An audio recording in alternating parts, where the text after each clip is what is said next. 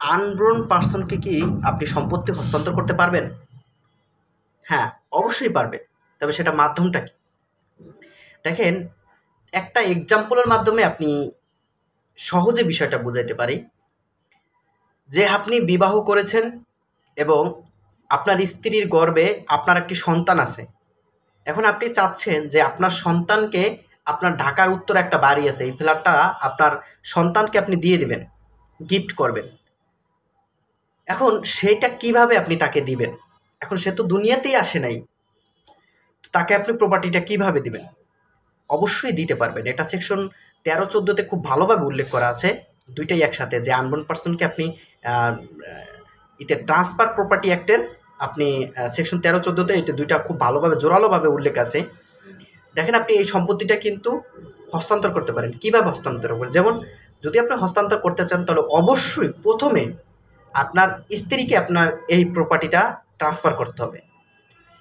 আপনার স্ত্রীকে ট্রান্সফার করবেন এবং আপনার স্ত্রীকে বলে দিবেন যে আমার সন্তান যখন জন্ম নেবে এবং সে যখন মেজর হবে, অর্থাৎ তার বয়স যখন 18 হবে, 18 ছাড়া তো আমরা সম্পত্তি কারোর নিকট হস্তান্তর করতে পারি না। তো সে যদি মেজর হয়, তবে তুমি তাকে প্রপার্টিটা দিয়ে দিবে।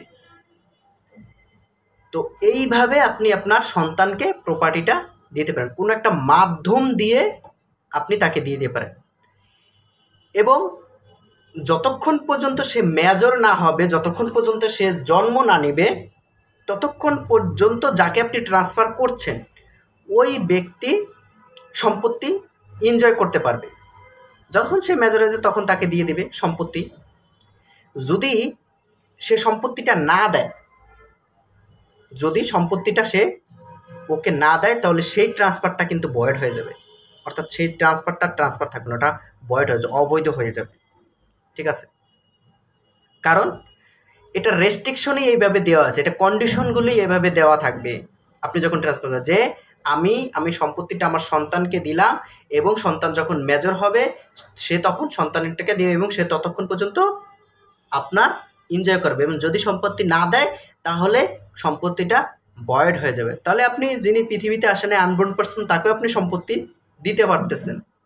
ঠিক আছে? এটা কোথায়? ট্রান্সফার প্রপার্টি অ্যাক্টের, যেটা হচ্ছে আপনার 1882 এবং সেকশন 13-14 অনুযায়ী আপনি এই আনবোর্ন পার্সনকে আপনি সম্পত্তিটা হস্তান্তর করতে পারেন।